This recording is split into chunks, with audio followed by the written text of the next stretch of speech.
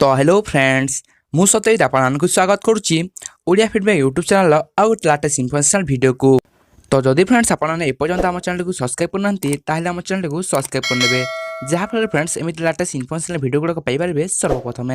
तो देखु आगर गोटे अपडेट आसाला जे ई मेधावृत्ति को नहीं। तो देखु जो मैंने पोस्ट मैट्रिक स्कॉलरशिप पाई सारी से मैंने जहाँकि जो ई मेधावृत्ति रही एप्लाय कर पारि नथिले, अर्थात जो पिला माने पोस्ट मैट्रिक स्कॉलरशिप को अप्लाई करथिले ओ तार टंकाटी पाइथिले से माने जहाँकि ई मेधावृत्ति स्कॉलरशिप को अप्लाई करि पारि नथिले।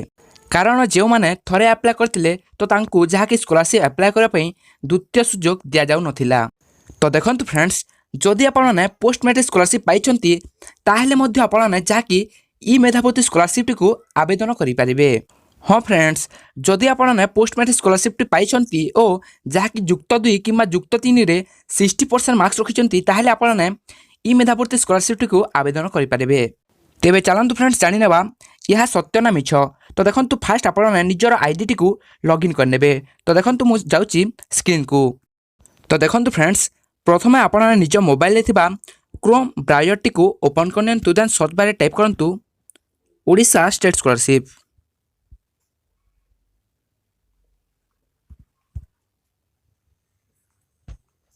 तो देखंतु मु सर्च करने।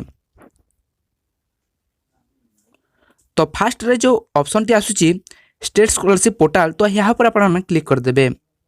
तो देखंतु मु स्टेट स्कॉलरशिप पोर्टल ऊपर क्लिक कर देउची।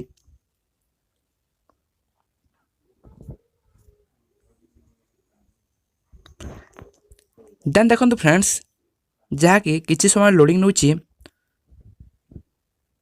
तो आपन वेट करंतु। देन देखंतु फ्रेंड्स जहाँकि आपन को एमिति किछि बैनर देखा मिली देन आपन क्रॉस चिन्ह को क्लिक करनियंतु जहाँकि से बैनर टी कटि जिवो। देन देखंतु निजर आधार नंबर दे आपन लॉगिन करनियंतु। आधार नंबर पासवर्ड दे देखंतु मु लॉगिन कर देउची। तो देखंतु फ्रेंड्स जहाँकि आपन स्किन एंड एलिजिबिलिटी ऊपर क्लिक करनियंतु। तो देखंतु मु क्लिक कर देउची। तो एठारे देखंतु जहाँकि पीजी मेरिट एप्लाय लिखाई। देन देखंतु टेक्निकल एंड प्रोफेशनल एप्लाय अच्छी, यूजी मेरिट एप्लाय अच्छी। देन देखंतु गोपबंधु शिक्षा सहायता योजना भी जहाँकि एप्लाय अच्छी। तो जहाँकि देखंतु एही एप्लाय ऑप्शन टी आगरू आसु नथिला। तो देखंतु आपण सिंपली जहाँकि देखंतु व्यू एप्लिकेशन ऊपर मु क्लिक कर देछि देखंतु। तो देखंतु फ्रेंड्स एही भाईटी जहाँकि देखंतु 2टी स्कॉलरशिप एप्लाय करछंती। तो देखंतु फास्ट करतेले पोस्ट मैट्रिक स्कॉलरशिप तो सही स्कॉलरशिप टी पड़ी सारी। देन देखंतु ए 2 दिन मध्य जहाँकि से पीजी मेरिट स्कॉलरशिप मध्य एप्लाय करछंती। तो जदि फ्रेंड्स आपनकर युक्त 2 कि युक्त 3 रे 60% मार्क्स रही ताहले आपन ई मेधावृत्ति स्कॉलरशिप टी को अप्लाई कर पारिबे। तो यार लास्ट देखंतु फ्रेंड्स यार लास्ट डेटा हेउची मई 31 तारिख पर्यंत। तो जदि फ्रेंड्स आपन भाबुछंती जे ए स्कॉलरशिप को आपन किभली भाव में अप्लाई करेंगे ताहले देखंतु आपन आमको कमेंट करंतु जहाँफल फ्रेंड्स आमे आपन को जाके वीडियो माध्यम जणई देबु।